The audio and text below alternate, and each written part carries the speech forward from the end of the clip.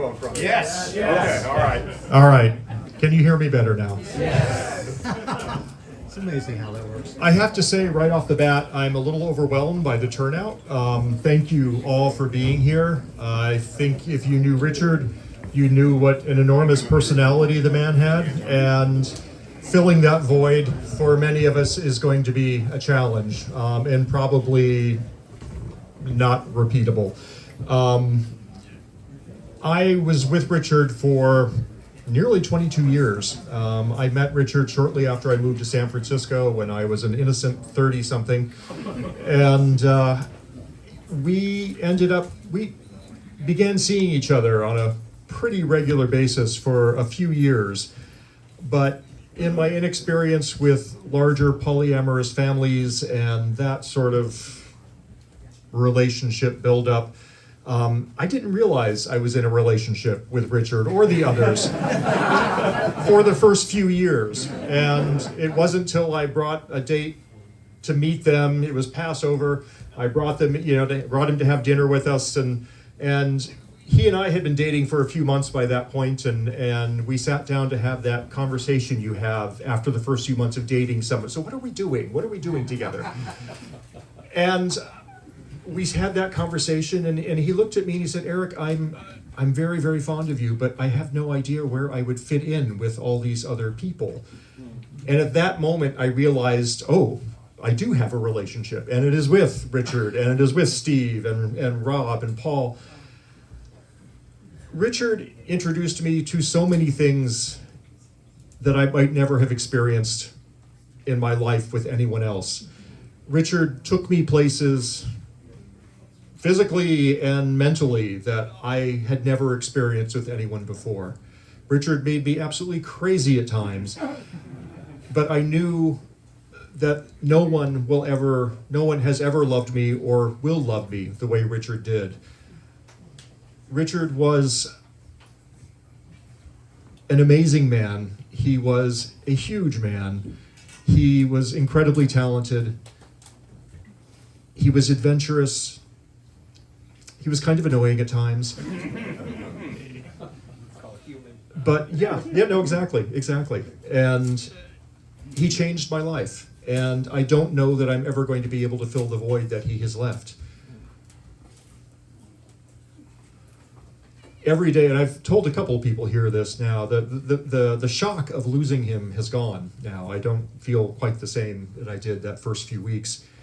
But every day still at this point, and I've been assured this will continue for a while, every day I run across something that reminds me of Richard, or something like the shirt. He gave me this when we were vacationing in Oaxaca together. But I run across little things from him that just bring him back. And for a split second, the awful enormity of that early evening when I was at work and Paul and Rob had been trying to contact me for a couple of hours, and finally did, telling me that Richard had died a couple of hours earlier. The horrendous enormity of that comes rushing back, and I feel everything that I felt at that moment for a split second, and then it's gone. And then it happens again a couple of hours later, and it happens again several hours later, and I've been assured that this is normal and will continue for some time. Looking forward to that. I love you, Richard. My life will not be the same without you, although I am fortunate to have other men in my life who love me and whom I love, and who bring wonderful things to my life and are showing me things and helping me experience things I might not have experienced with anyone else. But Richard was a huge part of that, and nothing is ever going to replace that. I miss him. I will miss him. And I am just enormously touched by the number of people here who were touched by Richard in any number of ways. and felt compelled to come here and say goodbye and to just pay their respects. Richard was a marvelous man, and he's gone, but he will continue to live in my heart, and I'm sure in everyone else's hearts. If you haven't yet, please find a piece of artwork that you like and take it home. One of Richard's we found a note, Steve found a note Richard had written at some point before he died. And I don't tie this in with a suicide note. That did not happen at all, really. Nothing. But it's something he had felt moved to write at some point. And he asked Steve to make sure that as much of his work as possible got into the hands of other people as possible. So please, if you haven't picked a piece of artwork yet, and you haven't, or you just haven't had a chance to look, and you find something that appeals to you, take it home, look at it, remember Richard, remember all the things he brought to your life, and enjoy it.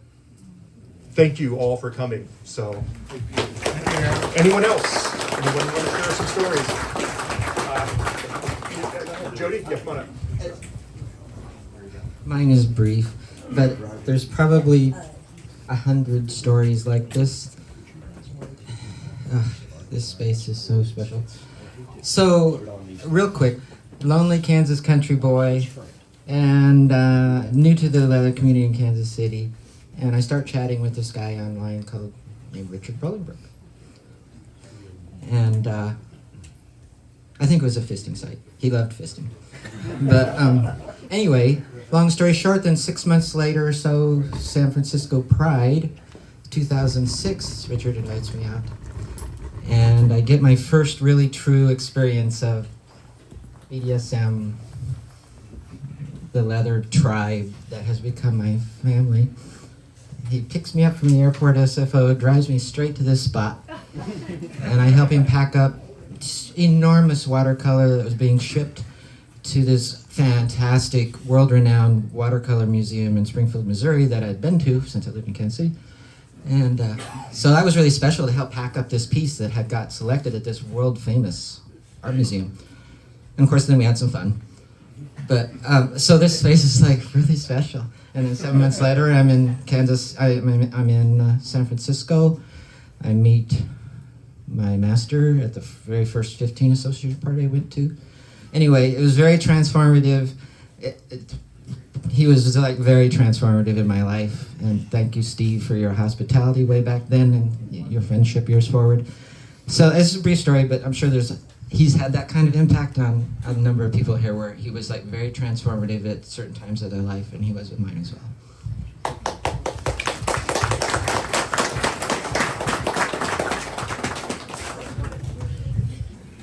Good afternoon. I first met Richard at the Castro Street Fair in the early 80s, and I bought a piece of work of his, a watercolor. And over the years, he and I became great friends. But that's not the story I want to tell. The story I want to tell is a little more risque. I used to work for a printer, and we did all of Richard's printing. And one day he came into the shop, and my boss was out on something. And I took one look at Richard, locked the door, closed all the windows, and we went at it at the front counter. It was just one of those times. That was the one and only time Richard and I got to play. But it meant so much to me at that time. And like I said, Richard, Stephen, Eric, Paul, Rob, Joey, the whole family have meant so much to me over the years. I will miss Richard as well as everyone else. Thank you.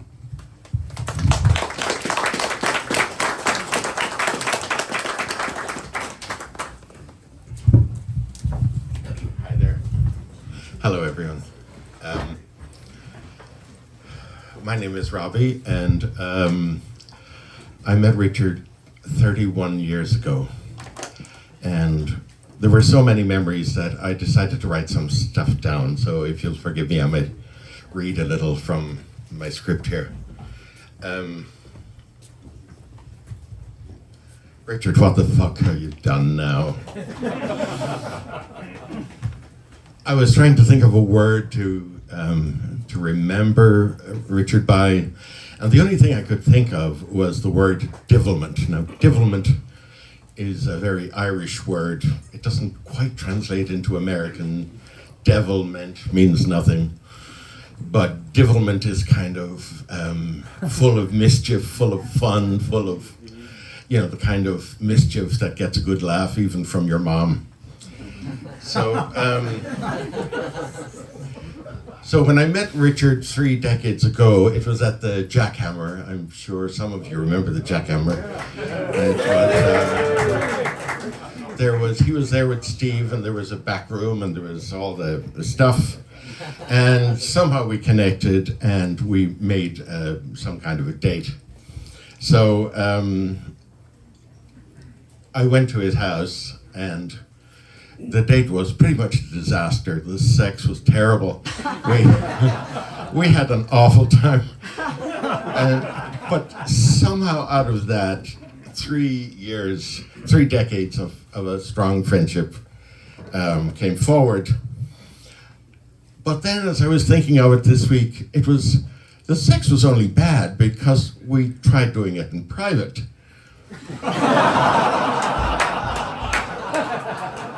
So when we took our carnal skills to the public domain, we were far more successful. So I was delighted to see David Cooney over there, because one of my fondest memories was when Richard thought it would be really fun to throw me into a bondage bag and hoist me 3 stories up in the building site on Folsom Street, where I dangled for God knows how long, much to the horror of whoever was watching, or the entertainment, I'm not sure which. You know, it was totally like Richard to turn, you know, fear of heights into a fetish. And then there was, some of you will also remember the dungeon tours, which were really great fun.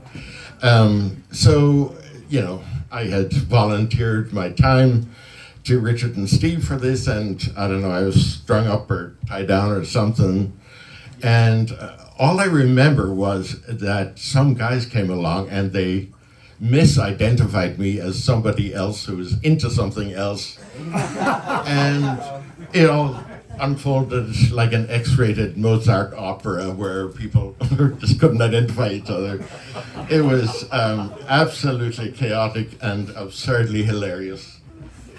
And then, and this was before 9/11, the infamous kidnapping. Richard had a boy coming up from Los Angeles, and so we decided we'd kidnap him at the airport. We had the whole thing laid out. We grabbed him, threw him into a tote bag, festooned him with latex insertable jewelry, and spirited him away for a weekend at the 15th Street house. I'm not sure if you could get away with it now. But Richard's devilment wasn't limited to his shenanigans. He was a stellar exhibition companion with an eye for art and a penchant for insightful commentary. And I was trying to time some of the exhibitions, so I went on the De Young website, and I realized that we had seen the Gauguin, the Keith Haring, the Warhol, and a bunch of others. But the one I remember most was, Don Bachardy. I don't know if any of you remember the Don Bachardy exhibition. Marvelous portrait artist who was, his W.H. Auden portrait is very well known. Very interesting guy. And we turned the corner, we were going from portrait to portrait. The next thing, Richard beelines across the room, and I'm looking at these guys, and I thought they might be friends, and one looked kind of familiar, and so I follow him over. So one was the artist, Don Bachardy, the other was David Hockney. Now, he assures me that he knew David Hockney from before. In hindsight, I'm not so sure. I think it might have been devilment. As an artist, all of you know that Richard was pushing boundaries And one of his crowning achievements recently was the huge mural at Terminal 1, which is really beautiful.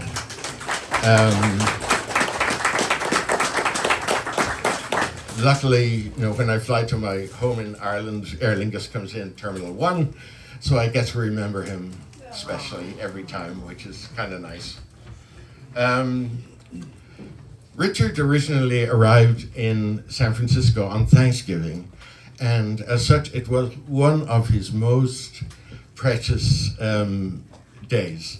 He loved Thanksgiving, and he loved to invite anyone and everyone, especially the more Thanksgiving orphans, the better, and everybody would somehow find a place to sit. And if you have not experienced Steve's smoked turkey, that is in your future. It is extraordinary, and the bevy of boys and friends who would bring wonderful food. It was always a spectacular day in the year. Richard adored traveling, especially to Mexico, where his trips, he would take thousands of photographs, and which would inspire his art. He always talked about joining me in Ireland sometime, because relatively recently I inherited a forest there, and he found that very charming, but Rob got there instead. And last Christmas, when I was in Ireland, he called me out of the blue, and I was a little impatient because of the time difference. I was with friends I don't see too often. I'm wondering, why is he calling? But anyway, he had agreed to pick me up from the airport on April 27th. And I was coming down with flu. I'd had a terrible flight. And he dropped me off. We had a hug. And then, for some reason, I brought him in for a second hug. And he passed away the next day. So here's to Richard, a master of divilment, an artist, a cherished friend. May his memory be filled with laughter, mischief, and love, and live on with us all. And I have Steve, can you join me here for a second? So before he died, a while back, Richard asked me to make something for him. Sorry, Rob. And and so his birthday was yesterday, and it was destined to be here yesterday. But instead, Steve is going to have it. And I hope you can, I hope you'll enjoy it. Oh, yes. Happy birthday. Yeah. And that is the key of the 15th Street house, just in case. So Richard will be there with every whack. I love it. Love you. Thank you. Thank you, Robbie. That's great. Wasn't really sure if I was going to speak, but this is a story Richard used to love to tell, so it's appropriate that I would tell it for the last time here. I met Steve and Sam about 35 years ago, and Sam was with PD, and Steve had just lost Connor, and I kind of flopped into the middle of things, and long story short, Richard and Sam ended their relationship. Richard found Steve, Sam found Nick, and Richard used to always, all the time at the Eagle, no matter where we were, he would say, well, this is the man that was the accidental home wrecker, and he's the reason all of us are now together. And it was an accident, it was not intentional. So what I would like to say to the family is, while I have been maybe a little bit outside of the family pen, Steve and Richard and Rob and Paul and Eric have always made me feel part of the family, and so that's where I'll remain. Nice. I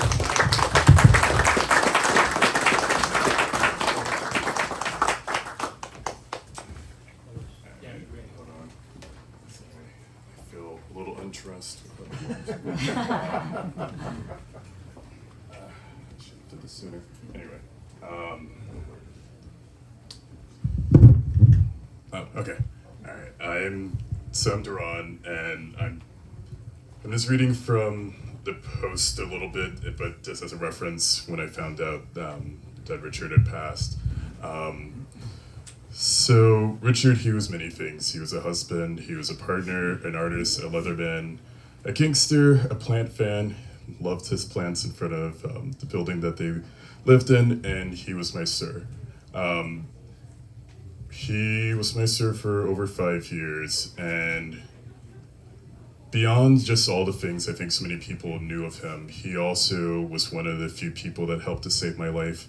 About 2.5 or so years ago, I was going through a heartbreak that I had never had known, and the day I finally stood up for myself and ended that relationship, he was the very first person that I called. And he, it's that Maya Angelou quote of like, it's not what they say, but it's like how they make you feel. And I'm butchering it, and as much as I love Maya Angelou, sorry, I'm just not gonna be able to make that justice. But he spoke life into me into a way that at the end of the call, I just was like, I didn't know how, and I still had those really dark thoughts, but somewhere I hung up and I was like, well, I guess I'm gonna figure this out somehow. And I did. And if it wasn't for people like him and several other people in this room, I wouldn't be here, and I wouldn't know the real love that I have in this lifetime. He was honestly a part of what made me honestly be able to find my life partner now out of this, because of his love and just his level of care and kindness and support. It was not always easy, and I wasn't always public about us being sir and boy, because let's be real, unfortunately, not even here, but a white man being a sir to a black person that chose to be called a boy by him is not always something that is easy, and some people have their predetermined judgments and things. But out of that, he was one of the kindest people that I ever knew.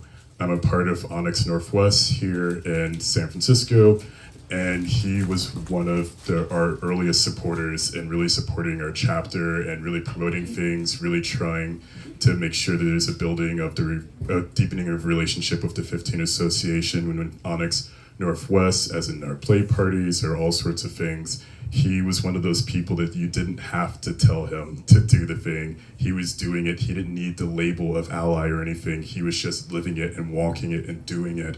And I wish more people on this planet actually did that. When I wanted to move to Atlanta to be with a former partner now, and one of the things that sometimes it actually happened almost in every interaction when I told anyone that I was moving away from San Francisco was that, I'm gonna be real, some people, when you say that you're leaving San Francisco after being here for so long, because we have to fight so hard to stay living here, with whether it's the rent or getting Ellis acted out or whatever, I had people who were very hostile to me doing that, and actually said some really heartbreaking things to me during that. But Richard was one of those few people, and Stephen, that really, again, was like, you always have a home here. No matter where you go, whatever, no matter what, take the chance, take the risk. He was a man that got up and left the UK and went to India and then came here and went and lived life. And that was, having that support and guidance is what made me be able to turn when it seemed like almost everyone was telling me I was making the wrong decision, that I wasn't, how could I betray San Francisco and all these things. He was the one that said, go live your life for you. And he is going to be my guiding light for the rest of my life. I've learned to be a better polyamorous person, a better leatherman, a better kinkster, friend, lover, and part. Mainly, one of the biggest parts is because of him, and just his love and his guidance and things, and just being able to communicate stuff with partners, to be able to make sure I'm not losing myself, to be able to stand up for myself when I finally left that relationship that really broke. And I just I'm so grateful to have known him. So grateful to have sat for him once and drew me. I'm a figure art model on the side, and he was like, everybody else gets to draw you except me. And I was like, well, then let's do it. And we did, and it was just a wonderful time, and just being in this space has so many memories and so much love. And I am grateful that he was a part of my life, and I don't give a damn what other people may have thought in seeing us two together, because many of us may not even ever experience love. But to be able to have experienced love from him and from people in my life, I'm eternally grateful for that. And I wish that wherever he may be, I'm not particularly religious, I'm more of kind of a spiritual guy, that he's somehow hearing and feeling the energy and the love that people hear. He's done more than he ever felt comfortable talking about. I've had so many people tell me stories of things that he's donated or things that he's done of his time, and he just did it, and he didn't do it because he wanted publicity. He just did it because he was a person that felt that our community needed love and something better. So I'm very internally grateful, and thank you. Love it.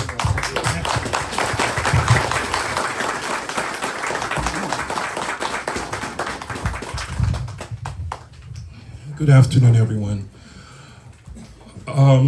Many of you know Richard much better than I do, although I've known him for many years and I've known Steve for many years. So my perspective and the way I experience Richard, I would say, is much more on the PG level. Nothing salacious. As someone who is an immigrant, I felt a certain connection with Richard. The occasions that I've had the opportunity to talk with him, I felt a certain connection with him because he came from the UK and I grew up in Singapore under a very British system. So on that level, we could really connect with each other, and often we would talk about things that we both could relate to, even like something as simple as like the kind of candies that we both like from back in the UK. And another part that I could really relate to him was him being an artist, because I'm also an artist. So we could also talk on that level, and it was really very rewarding. The last time I remember seeing Richard, when I got to spend a significant amount of time with him, I believe, but also with Eric, was last year. And after something really bad happened to me, he was very kind. Richard and Eric, they reached out to me and invited me to their home, and Eric made this wonderful, delicious dinner, and we sat together and we had the meal, and that was my last wonderful memory of him, and I'm really glad that I have that with me. And I knew that Richard was an artist, but I didn't know. I mean, I've been into this space before, but coming here today was especially special, just because I saw the entirety of his work. I mean, I've been to many museums and I love retrospective, but this is such an amazing retrospective. And I think this is such a wonderful celebration of his life. And I'm really grateful that I got to see so many people here too. So thank you very much.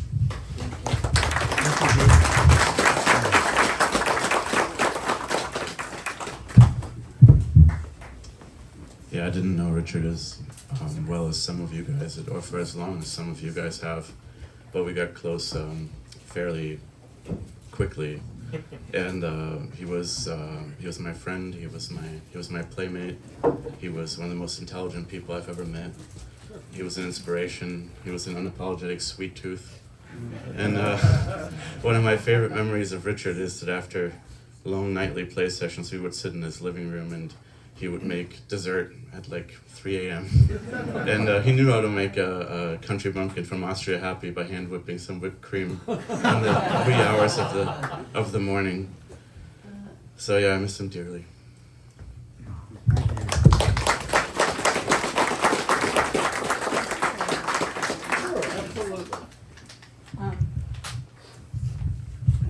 Sorry, just turn this one. definitely PG from me. But I do want to talk about a quality, not a story so much. Last time I saw him was in Rainbow, and Steve was beckoning me to hurry up. So it was good to see him there. But his quality of attention. He looked at your face the whole time you're talking with him. He's either listening to you or talking, and he's so smart. He was so smart. So just, to have that quality of really being with a human being, even in the ways, because I just showed art with him out with the Artists Guild in San Francisco, and was on the board with him, et cetera, et cetera. But just all the little interactions I've had with him and noticed about him with his friends that would come to see him, he's like locked in, right? He's not looking around. He's not kind of waiting for something more interesting. He is right there with you. What a quality. I'm sure all of you will remember that. So I will. Thank you. Thank you.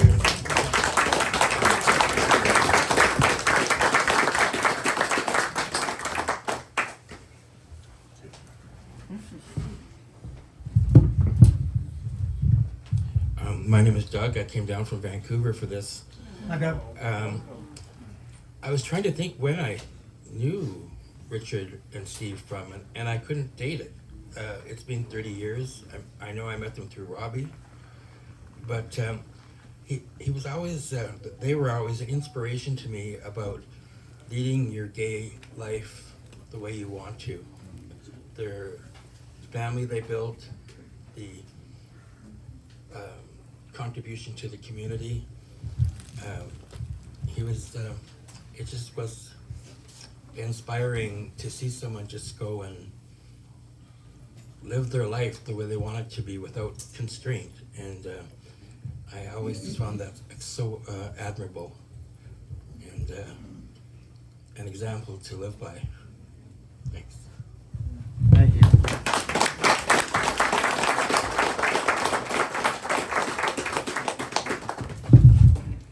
Hello, I'm Jared, and I met Rich online, and we had been. Right, so we were hanging out on chatting, and I was a little nervous, and I had came to San Francisco a few times, and I had missed him because he wasn't online when I was online. I was like, where is this man at? Like, I'm supposed to be meeting this guy. And then time went by, and we kept chatting, and we kept talking, and then eventually I got the goal to like, okay, I'm gonna go. And he was actually online at the same time, so I was like, cool. And so I went over to his place, and I was like, wow, okay, he's cool. Like I had the first, so I was like, okay, I'm not sure. I just was nervous, And then he was like, oh, showed me his art on his wall, and was like, oh yeah, that's and that. I have a lot more. I didn't know to this extent that he had this much art, but he was just telling me about it. And so like we hung out, we played a little and had some fun and chilled. And then I told him I was going to be going to Folsom. It was the day before Folsom. And he says, oh, so what are you gonna wear? And I said, I have these little Batman underwears. I'm gonna wear them, And he was like, oh, well, those are nice, but he says, let me see if I can find something. So he goes through his closet and goes around and looks, and he finds a singlet, I think, and he's like, this one, I think this one will fit you. And I'm like, okay, I'll try it on, it looks cool. And I tried it on, he says, oh yeah, you look good. He said, wear that. So he gave me my outfit to wear to Folsom, and it was a success. And I had a whole shitload of fun. And he had told me, because I was wondering, like, the men, they walk around with the boners all the time, And like, okay, I'm not like an idiot, to not know that maybe they're taking something or maybe not, whatever. But at the same time, so I asked Rich, I said, should I do something like that? Like, maybe take a pill, play around, He says, your dick will be your guide. He says, you don't need that, honey. He says, you'll be fine. Just go. And I said, all right. So I was like, fine. So I went to the thing, and he was right, because there was some doors that knocked on, it was like, nope. And then I knock on another door, and it was like, oh yeah. So he was definitely right, and I didn't need anything to go to the party. But, and so I wore the outfit about halfway through, and then I was like, I ran into someone else, and they said, okay, now I just have a disposition, put on the Batman. So I changed out to the Batman. And I didn't get a chance to tell him all of that, because when I was planning on New Year's to come to San Francisco, and he told me that he was gonna pay my ticket back, because he was gonna pay for both ways, but I already had a ride back to San Francisco. So he says, I'll pay for your ride to San Francisco to get home. And I was like, okay, sweet, thank you. Because I was a little tight, on everything. And I started messaging him, and we were trying to figure out if I was leaving Sunday, or are you leaving Monday? Which day are you gonna be here? Which day are you gonna be here? And I was like, I couldn't figure out. Then the girl told me, you gotta rush, we're leaving now. I'm like, okay, so I jumped in the thing. But anyways, that long story short, I got here and I started messaging him, and I was not getting a response. And I was like, I don't know what's going on. And I said, I know he's very attentive, like he'll message you back. And I was like, I know he's gonna message me back. And I said, okay, whatever. So I just enjoyed the rest of the time. I was in San Francisco to the first, and then I got the news from Stephen that he had passed. And it really saddened me, because he was a good person, and we had discussed about his times when he lived in London, and I told him, I lived in London too, in England. And it was just, he was a very nice person. He felt safe to be around. I felt comfortable staying there, because usually I'm like, if I'm just meeting you, I'm going home. I'm not here for all of that. But he made me feel safe. He made me feel comfortable, and he was a very nice person. And I just felt that I should come here and speak. Thank you, guys. Love you, man.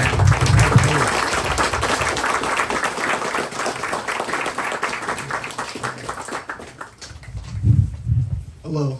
Hey, Rob. I'm Rob. What was your name again? Richard and I had a somewhat fractious relationship for various reasons, so if you'll excuse me just a second. Shut up. Finally, the last word.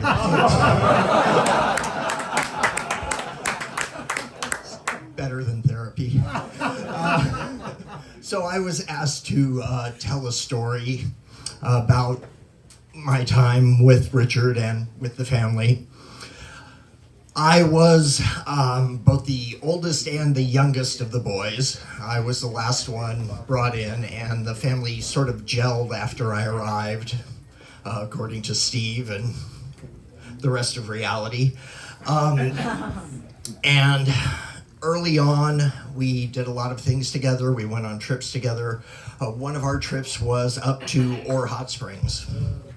And I had with me my very first smartphone. It was a Google Droid, which at Ore Hot Springs had zero reception. So, I just left it on the desk there once when I went for a soak. And while I was gone, my dear brothers decided to take a picture of Paul's butthole and make it my wallpaper on my new phone. Yes. Apparently with the encouragement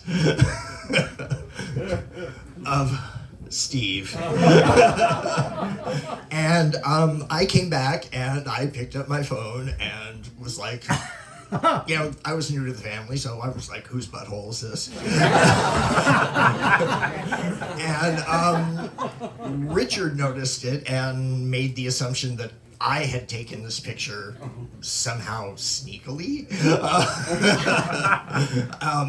And proceeded to start chewing me out for it. And I can see behind him, sitting on the bed, Paul and Eric giggling like two 13-year-old schoolgirls. So I think that is a fair microcosm of my relationship with Richard. I loved him very much. He was a force of nature, and at times we did connect on some level, and he will be deeply missed.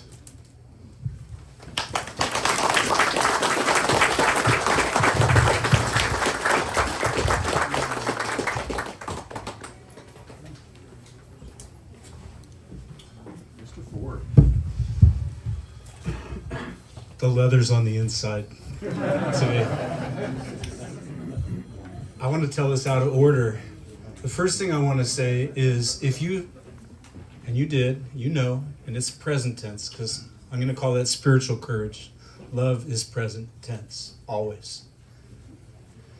Richard came from a sannyasin tradition up in Oregon, where I'm from. Now, up in those parts, there was this place going around, and they were like, uh-oh, what's this place? It was called Antelope, but now it's called Rajneeshpuram. And there was a wild guru in town. That man changed the world. And that man changed Richard, and Richard changed the world. That teacher taught really well, because Richard is one beautiful, crazy motherfucker. With wild, free, that's what I mean by wild, free, powerful, loving eyes. Committed in this world to doing good and causing some amazing trouble.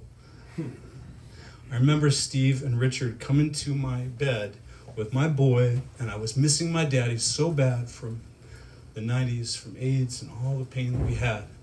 I'm the family member that went in when others and all of you went out. I took my pain inwards for a while. Bye, boy, I had to work it out. And he and Richard, with these eyes just exploding out of mischief with love, looked at us like, well, what's next? Are you going to go to the fair or not? We did. He just exploded love, but he did it in a gentle explosion. It wasn't spending his wad and not having anything left for later. He used his energy wisely and beautifully. Look all around here. Look at all this. Look at all of you. I don't know what I could say that would really encapsulate Richard except those eyes that dance, that sense of justice that can't stop and wouldn't want us to stop. So I hope you'll look around at somebody new today and hold them with both hands the way he held us.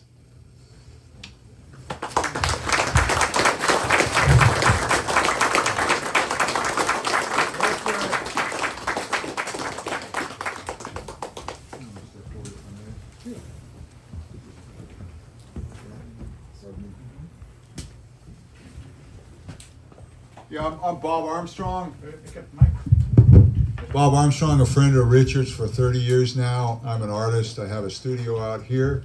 And he was a member of the Artists Guild, which I've been a member of now for 30 years. And I admired his work very much when I joined the Guild. And it was pretty much in every way superior to my own work.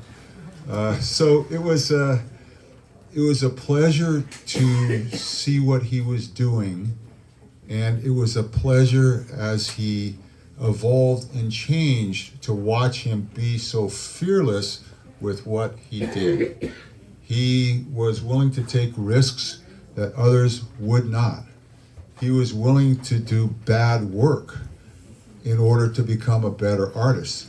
And that is really where the challenges arise, because he could have kept doing beautiful floral watercolors forever and people would buy them because they're lovely, but the sort of intellectual and emotional and spiritual challenge that he embraced was absolutely inspiring.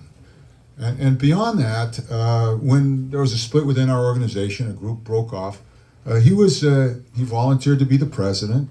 And then I was his vice president. So he was a mentor to me during that time and was extremely helpful and instructive. So he was a man I really enjoyed talking to, a man who I felt I learned from, a kind man, and a good man. So I miss him, and shall always do so. So I see some familiar faces here, Stephen. Of course, it's my condolences. But there's other people here who were at his shows all the time, helping him set up, helping him break down, and being part of that scene, part of that culture. And I'm grateful for all of you. Thank you. Thank you.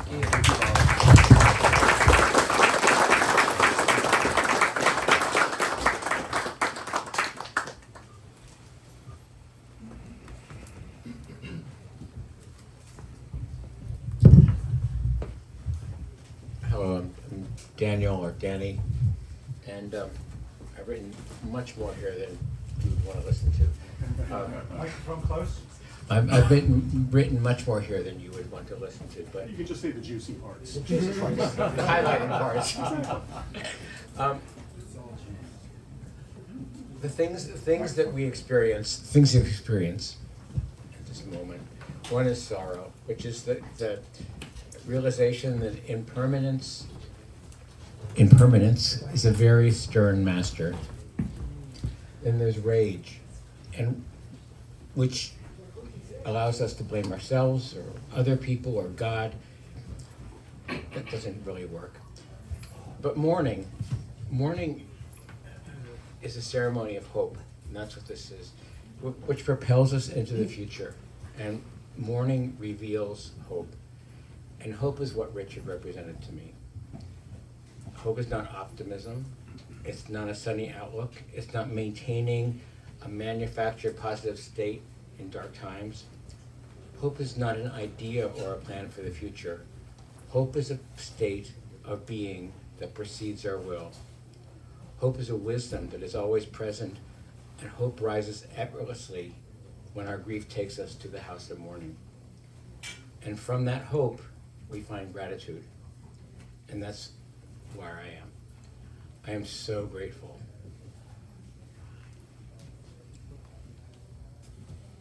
To have Richard in my life. And the gifts he gave me, and the gifts he gave to all of us. I'm so grateful. This is the first space that I ever had an art show because of Richard.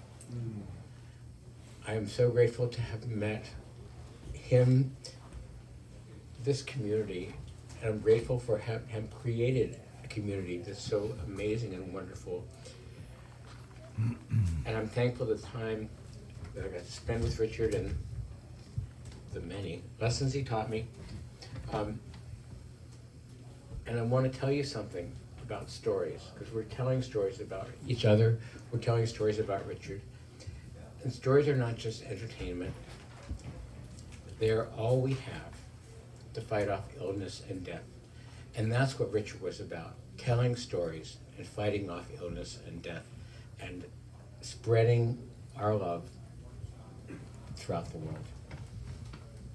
Thank you.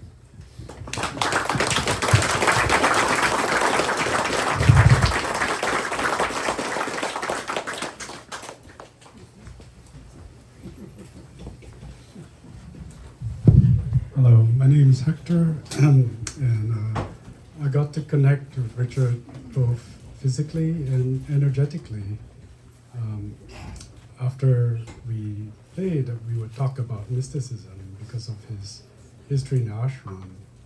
And at the time, I was going through my transition from materialist to idealism, and I couldn't understand what was this sensations I was feeling. Like, what is this energy? What is this connection between people?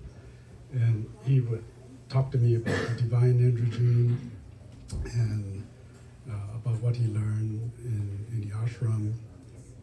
And I'm just going to conclude the last thing he said to me. The last thing he said to me was marinate in bliss. And so, Richard, please marinate in bliss.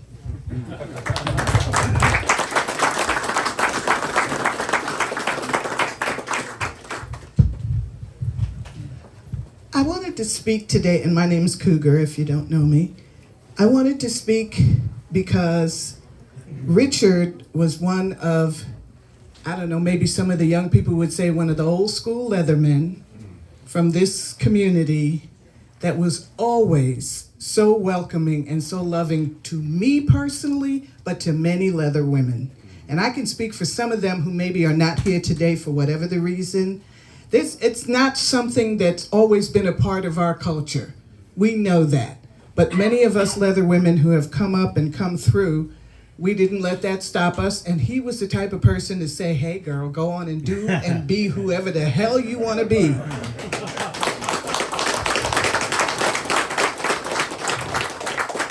But what impressed me about him, which is my truth in this world that I'm in, is that he was one of the men that I could say I would trust my firstborn to, because he was that safe, that loving, that really gentle, but that, for real. And we need for real people in our world. And I think many of us will remember him as being a very down-to-earth, for real person. And so, Richard, I salute you. Thank you for all the hugs. And when I look at the paper, the beautiful prints that I'm going to take home, I'm going to remember his smile. The last time I saw him, we were at Kink Is at the book signing, and when the book came out, and he was just so proud of everybody that was in that book, and he was saluting me along with other people. And so many people walk around wallowing in this, I don't have support, but we have a lot of support. And he was a supportive man and a loving man. And so if you knew him, and if you're here, you did, we have these memorials for each other because he's already gone. But he's with us. And as I say, everybody that's gone is still with me because I'm talking to them all the time. And some of them tap me on the legs at night so I can't sleep.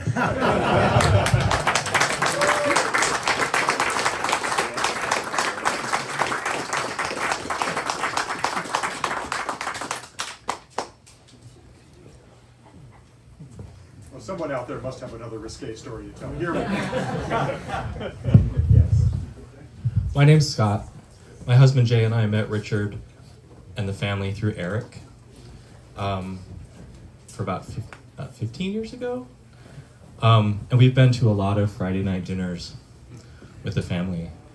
It's a big part of my life here in San Francisco for a long time. And there was, during that 15 years, so a lot of Friday night memories that come back, but the one I'm thinking of was just a few years ago. Richard waited till I'd had a couple glasses of wine, and then he told me,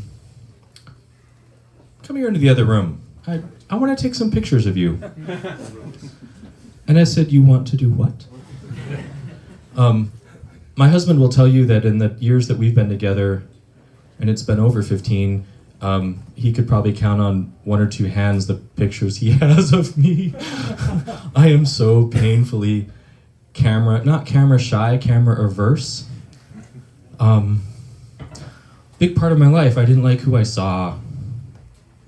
And when I saw pictures of myself, so I stayed away from cameras. And when Richard told me he wanted to take these pictures, I just trusted him because you could. And he sat me down and had me take my clothes off, and he took some photos of me that I will keep.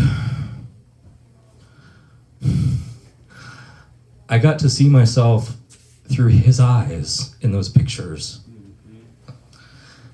And it was a marvelous gift. So thank you, Richard. Yeah.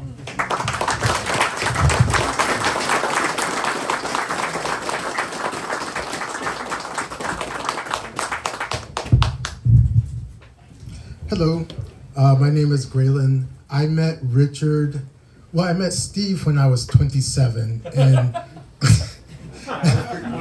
and I met Richard at 28. That was during the Pleistocene? Yeah, that was a few years ago when that happened. But what's really struck me about Richard in the last few years is how much he has meant to other young black men in San Francisco. Deron was right. He started coming to the Onyx events early on. And I would always apologize to him with like, I'm sorry it's dead in here, nobody is here. You know, I'm sorry you came down. And he would always say, I'm here to support. I'd be like, okay, you know. And so he would tell me stories about Deron. And I always hated the way he said Deron. And I would correct him every time, but then he'd come back with Deron. And then he met Jay Alexander. And I would hate that and say, well, his name is Jonathan J. Alexander. And then I met Jay Schuster, and I thought, well, okay, that all makes sense now. He knows various J's. But you know, a while back, maybe a month or so before he passed away, I was at the Eagle, and I was in a bad mood. And Richard was talking to this black guy at the table. And so I waited until that guy left, and I hobbled over there, and I said in my best hurt face and best hurt voice, I thought I was your black friend.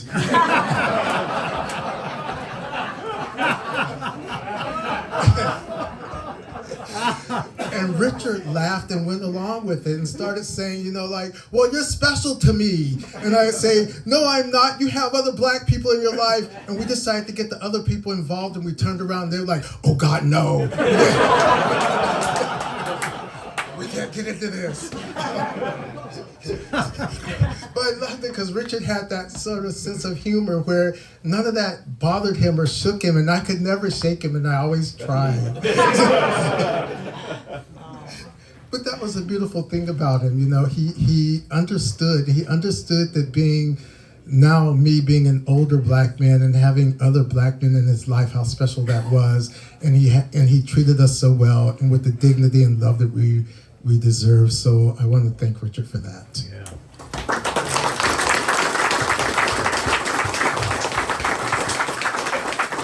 Carolyn, to be clear, we are allowed to have more than one black No. man, right? No. It's generational. You're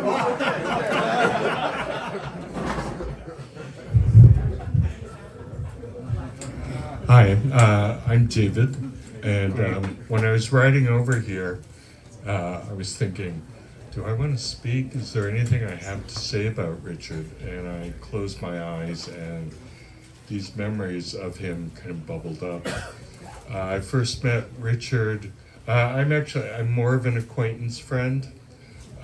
Richard and I and Steve have crossed paths and recrossed for many years. But when I first crossed paths with Richard, I was at a meditation retreat up at the Russian River. This is back in the mid-'80s. And when I opened my eyes, I saw this guy sitting in the center of the room. Everyone else was like along both sides of this hall.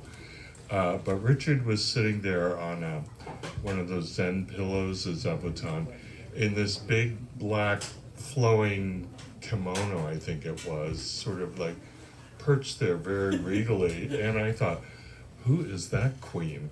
And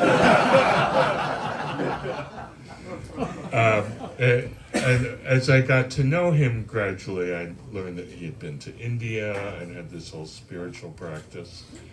The other memory that floated up for me was a few years ago, Richard and Steve and family hosted, I think, what was one of the last Thanksgiving dinners. I'm glad someone else mentioned Thanksgiving.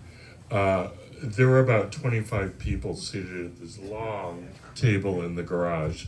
And Richard sat down next to me, and I'm sure many of you who knew him well knew he was a great conversationalist. And we somehow got talking about probably a variety of things and got on to our mutual love of the Rolling Stones. And Richard told me that in 1969, the Rolling Stones had not performed live for 3 years at that point. They were doing a free concert in Hyde Park, and Richard was in one of those British boarding schools, you know, where he had to wear a uniform, and he heard that there was going to be this free concert, and he took off from school Consequences Be Damned, changed the train into like flowing bell bottoms and, you know, some kind of hippie, colorful top, and made his way to Hyde Park. And I think he said that he climbed up into one of the trees to watch the show. And that's kind of where I would like to remember Richard, that young, rebellious man who is not going to be stopped to go out and do something that was really important to him. And I think that's how I will continue to remember him. So wherever you are, Richard, rock on.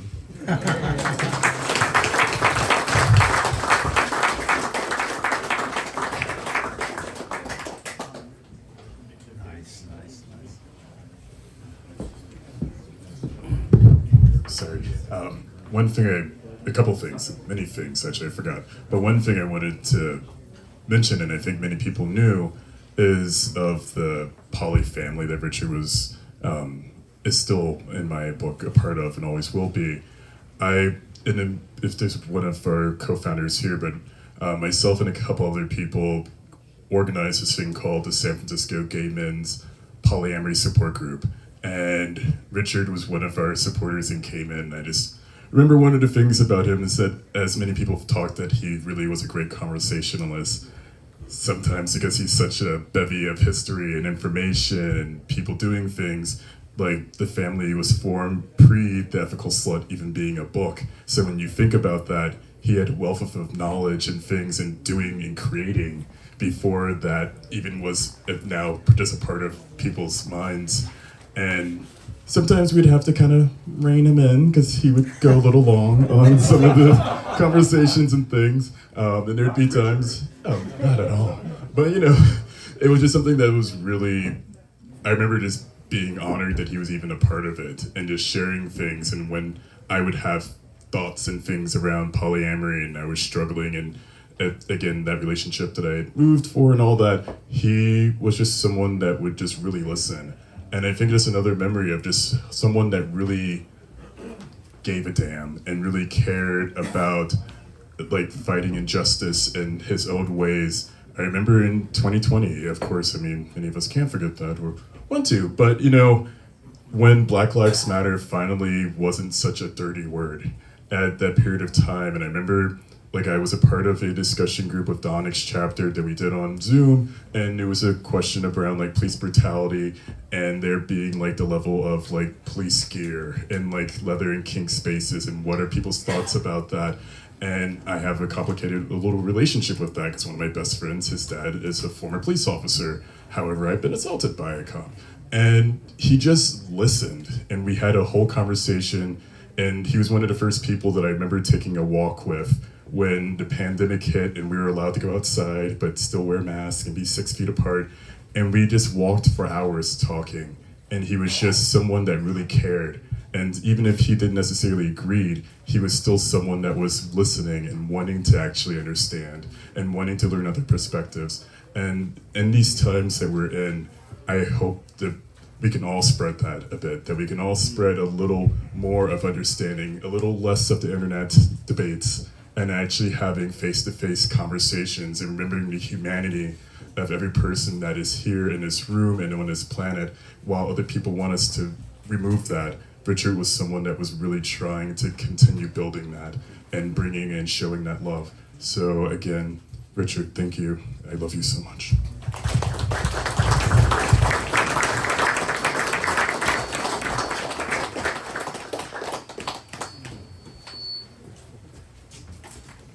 Mike, you coming up?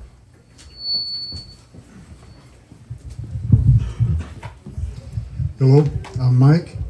I've known Richard and Steve for several decades, and I just want to tell you a funny little story about Richard. One night we were out at the patio of the Eagle. It wasn't crowded, and I was standing there, and Richard saw me, and he began to slink towards me. And he had that mischievous glint in his eye. You all know, you've seen it. And I started thinking, oh shit, what is he going to do? And he came up to me, just sort of weaving a little bit.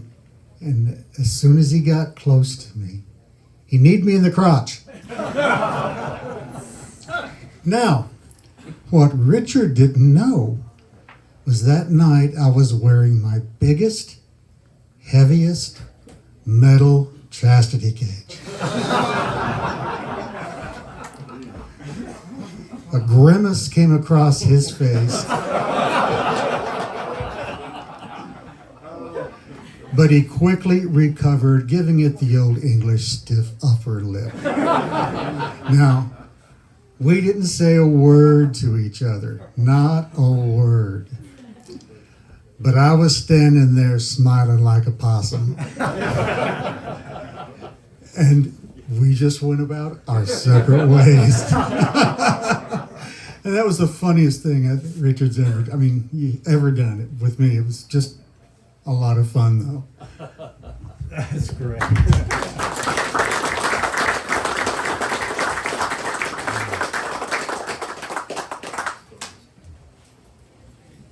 Here comes somebody.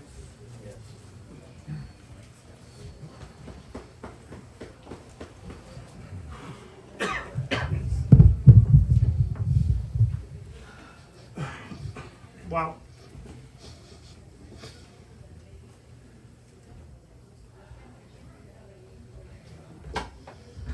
And these are wonderful stories.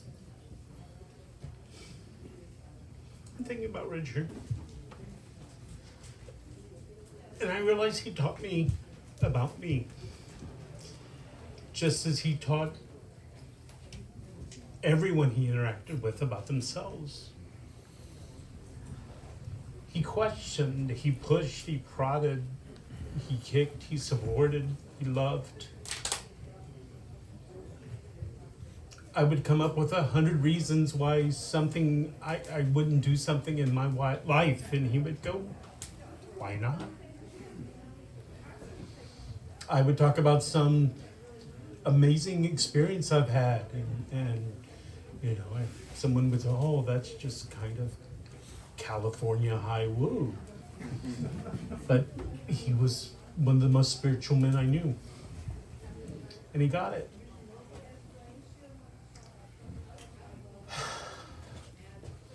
And so I have to thank Richard for helping me be who I am today.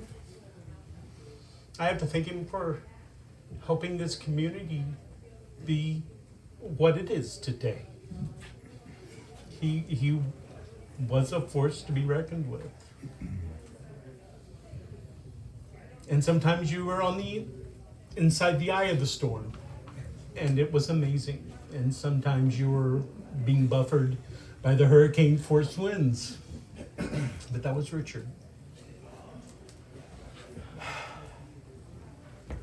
So I want to thank all of you for being here and celebrating him. And I want to be extremely grateful for Richard being here for us.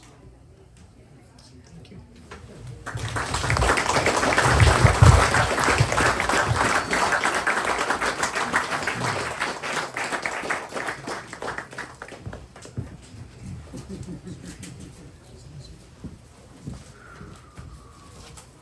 Anyone else? There we go.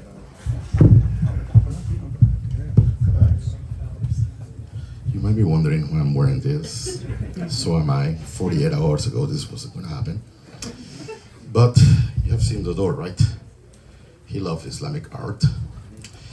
And I unexpectedly end up stranded in Doha with a shirt that said, "Pig out," for the first night of Ramadan. And so randomly, I'm dressed like this. In a parallel universe, I'm not. And I want to talk about randomness because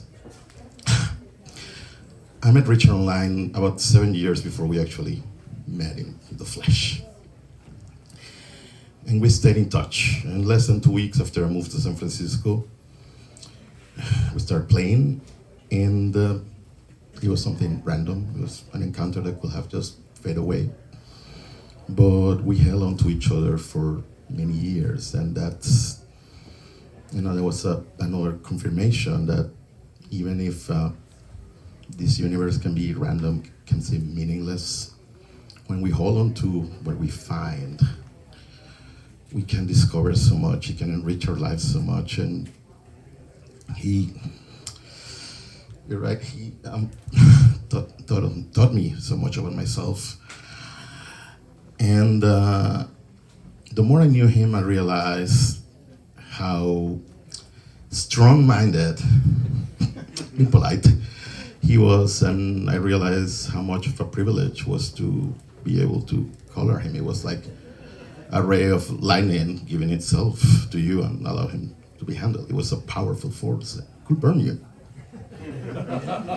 He was also full of history, and one of my favorite people on earth is this philosopher Bertrand Russell. Oh, I met Bertrand Russell.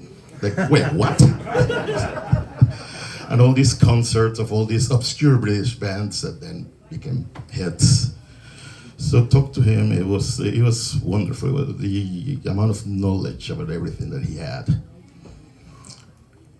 and that he thought he had. But yes, he was someone safe to be around, despite being such a fucking pervert. So much that I introduced him to my mother, and that's the story I want to end with, because she was telling me about this gentleman. He was so nice, so cute, so harmless. Like, do gay people still like, Mom, do you really want to know? So I had to explain your whole arrangement. My mom learned a lot that day. And actually, she had a nickname for him, which when I told him that, you remember that guy, he died? Oh, el huevito de oro, the golden dick one. Because he fucked you all. She assumed that it would have been made of gold. But his heart was what was made of gold. Thank you.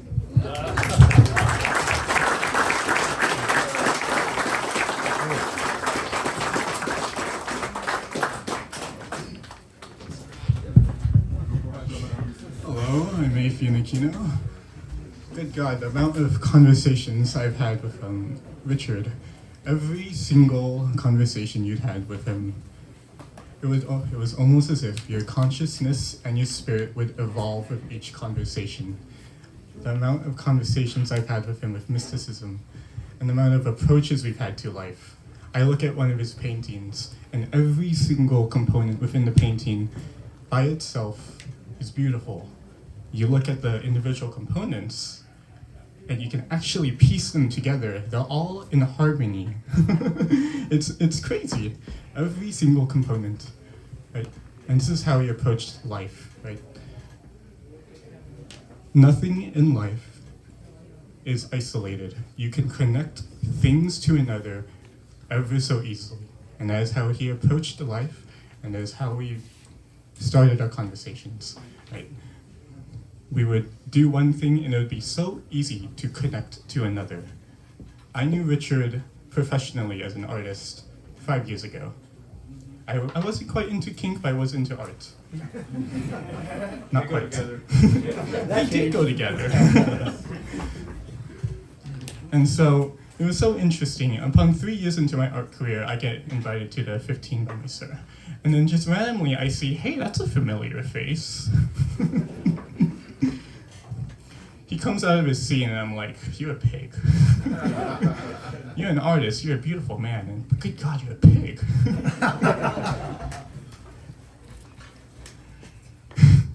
And so every time I think of Islamic art now, every time I see his paintings now, every time I come across a shade that he loved, he absolutely loved the very dark shades, crimson, ultramarine blue, etc.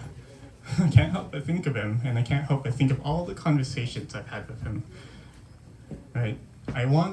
In my mind, I want him here. But at the same time, I'm very much appreciative of the knowledge that he's imparted within me. Thank you, Richard.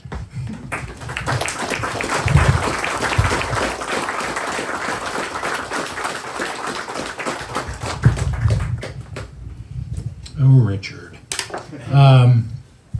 I am not one of his black friends, by the way. However, I'm honored to have been one of his friends. And I met Richard before I realized I met him in 2014 online. I think I was at Daddy's or 440, and I'm horny, and we're chatting, and there's this man who lives pretty damn close, a couple blocks away, and it didn't take much convincing for me to walk up the hill to see Richard, and let's just say I ended up, with half of a hand in my ass, and and I still didn't really know who he was or had ever met him. About a year and a half later, I started going to 15 events. I'm at a 15 event, and I believe Steve probably introduced me to Richard. And I said, "Hi, I'm Christopher." He says, "We haven't met before, but I've had my hand in your ass." That's how I met Richard. Yeah.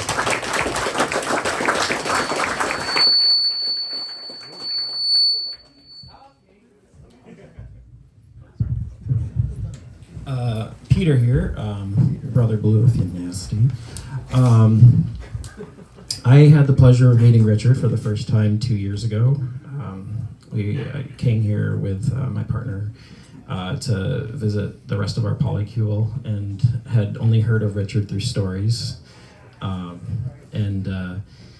It became quickly apparent after being able to sit down and chat with him of what a wonderful and complex man that he was, and how much that he had touched all of the lives of the people that I knew and loved very deeply. I wish I had been able to get to know him more, but I am so very grateful that I was able to get to meet him, and for the impact that he had in all of the lives that I now get to love and cherish and enjoy, and I will forever be thankful for that. Thank you, Richard.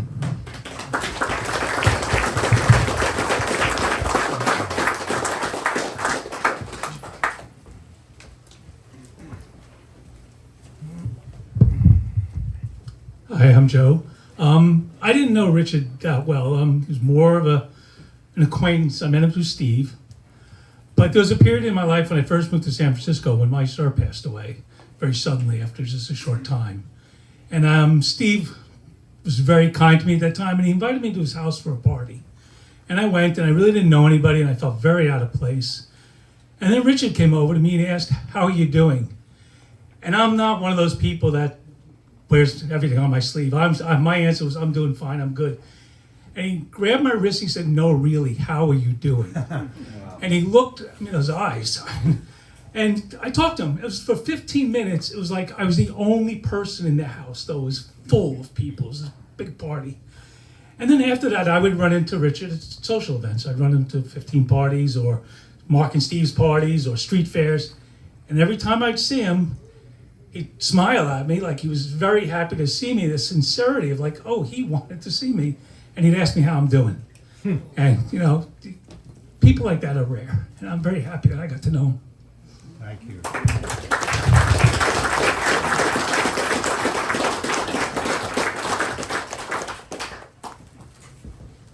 Don't tell that one story. I just have one story I want to tell. But first of all, originally met Richard through this guy because we used to date in the late 80s when we were both in our early 20s. And I met Richard for the first time at Union Square. Because Eric was like, "I want to introduce you to this guy." And he was selling art in Union Square, which, whatever. But anyway, fast forward. This is a story that happened about a year ago. As we all know, Richard was very opinionated. And sometimes hesitated to believe that other people could have different views that were perhaps also correct. And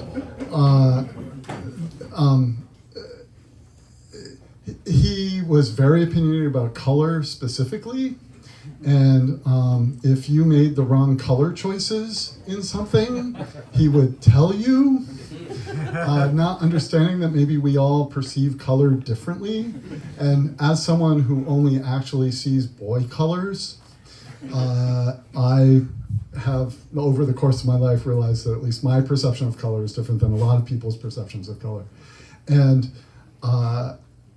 he was working on a project on Shotwell where he was retiling their bathroom, and he had chosen the colors for the bathroom, and I had seen them, and he was asking me what I thought of the bathroom, and I was like, the tile work is really great, you know, and I know you chose the colors that you really like, so they're not the colors I would have chosen, but I know you like these colors. And he's like, you wouldn't have chosen those colors? And he had chosen teals and blue greens, and I had to explain to him that, like, ever since I was a little kid, like, I'm pretty not opinionated about colors, but that range of the color spectrum always makes me vaguely nauseous. And he just looked at me like, how can it be that you have a different experience?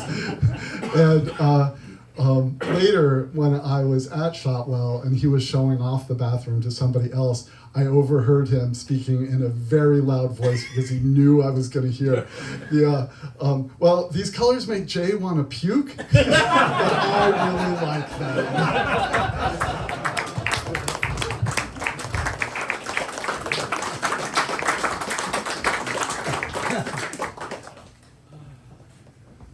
Anybody else? Somebody must have a risque story to tell. Mine is There we go.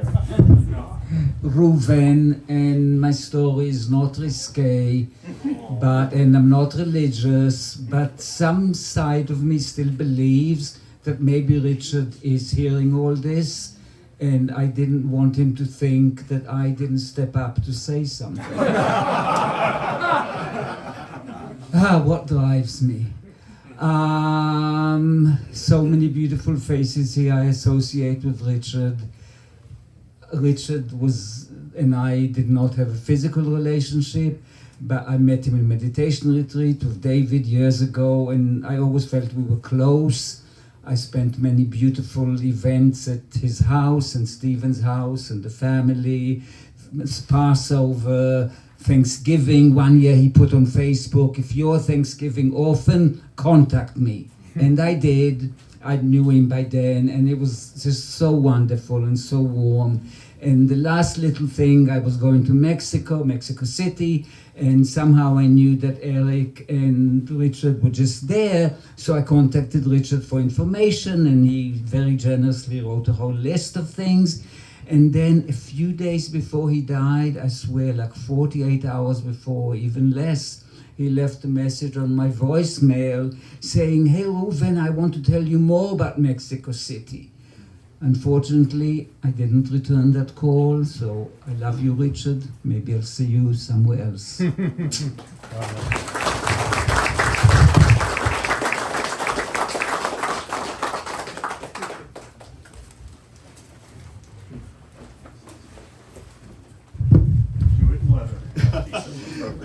I'm Kevin. I'm not very good at these things, so apologies in advance if this comes out all wrong. But I met Richard through Eric, and I always found Richard really challenging. He would purposefully piss me off.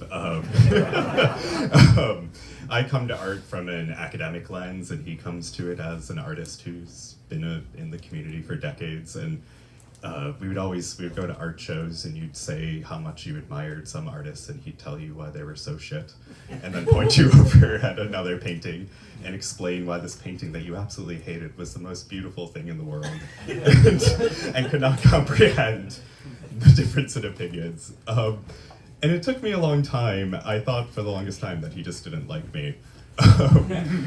And then eventually I realized that there's actually a fine art to pissing people off.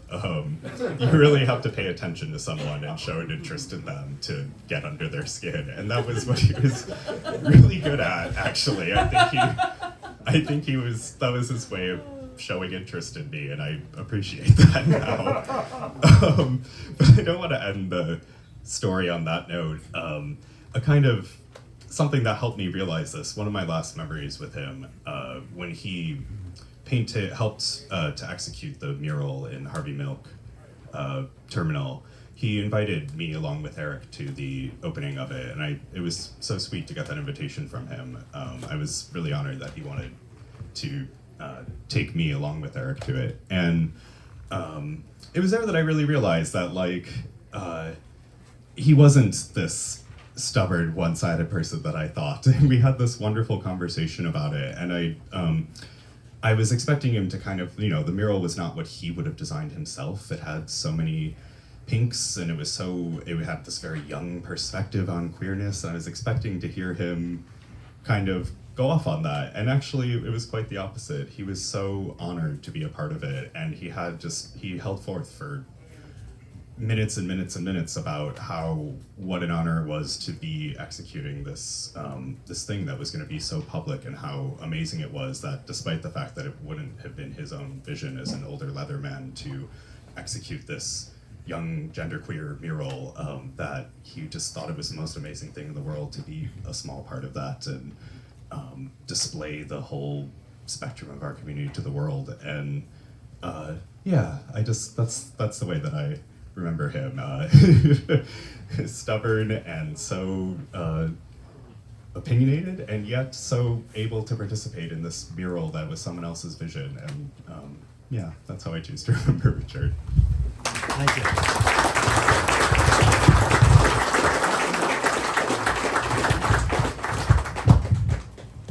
Hi, I'm Julie Blankenship, and I met Richard back in 2002, and he,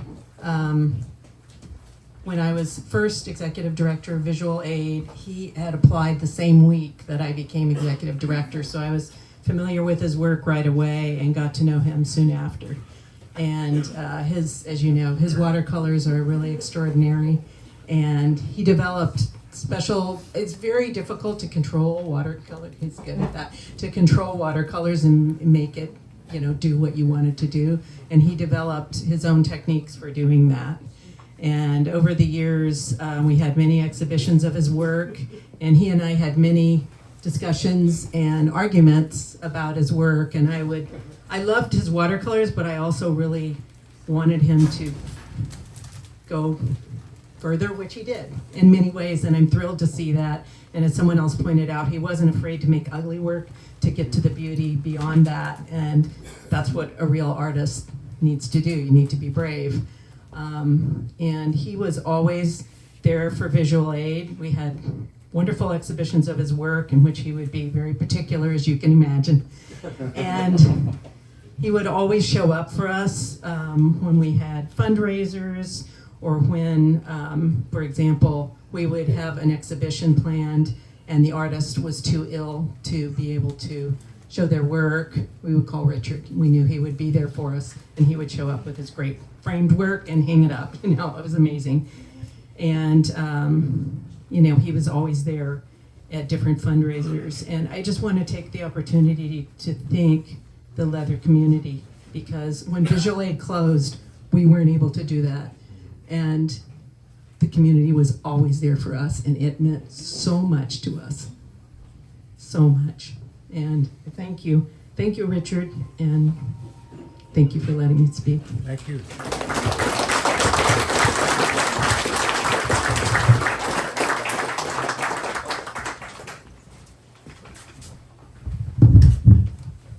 Hello, everybody. Hello. I'm Frankie, aka Wolfie. I didn't actually know Richard very well. I knew him through extension of my partner and my polyamorous family, and it's funny to hear all the lovely stories, but also the stories of getting under people's skin. And that was a little bit of my experience with him. And to everybody that mentioned how he would tick them off, I think I found a way to tick him off. And I kind of, looking back on it, I find the interactions a lot more endearing.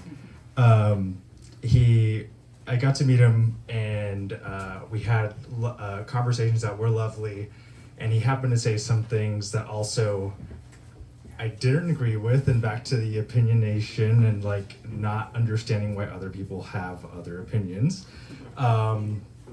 At the same time, I knew he was really into me. And someone else mentioned, well, you know, you are a little bit of his type. I'm like, okay, so he likes brown boys.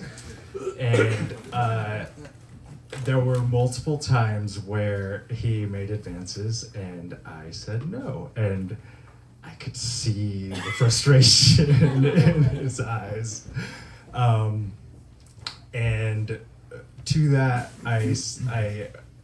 I do believe that we live through each other, and in my own polyamorous and sexual experiences, I have found that I see other people in my partners, and somehow I think he's going to be the one laughing because he's going to come through and someone I'm playing with, and Richard will have had his way.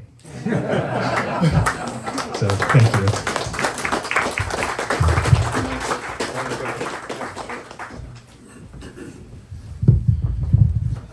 I heard a call for a raunchy story.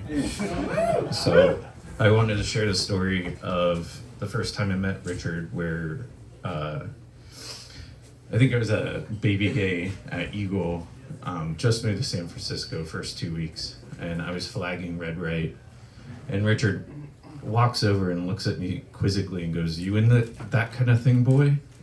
And I was like, well, yeah, of course, and we exchanged numbers, and found a good date to play, and tying this back to art, the really interesting thing about fisting to me is it brings out a lot of emotions, and emotions are like watercolor, as mentioned earlier. They bleed in different ways. They change color, and fisting changes dimensions through the whole thing. And there's been a lot of talk about safety and Richard pushing buttons and everything. But the gist of it is you know, I actually did one of my first impact scenes with Richard, and it was life-changing for me. I'd never actually had somebody like beat down my back in multiple spots using like a really thin piece of leather, and it felt like a neon sign the entire session. I could feel it the entire session. To this day, that's something I'm always going to physically remember.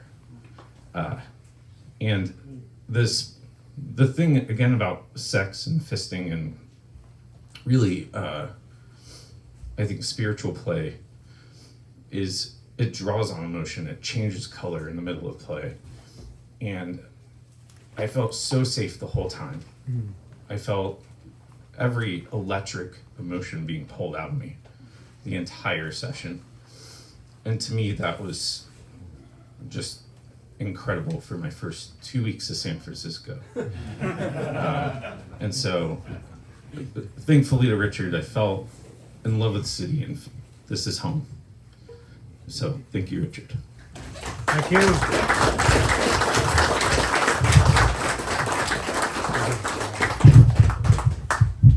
First of all, I'd like to thank every one of you for coming today to this event and to honor my husband of 34 years.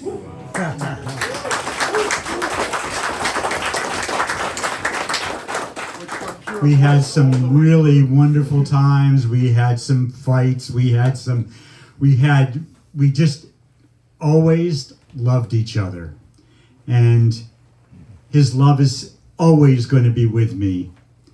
And his ashes are right here in this jar in 25 bags. So if you have been someplace with him that you want to spread his ashes, grab a bag.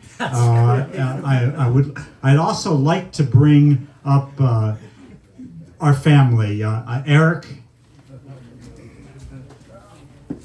Paul, Rob, Oh, what's his face? Yeah. Mark, and everyone in this room, he considered his extended family. He cared about everybody who he was with. He loved everybody, loved and hate, all the same. So if you felt hate, it was love. And on his part, he would just love the attention that he's getting today. And I want to thank you for him, for being here. Thank you so much.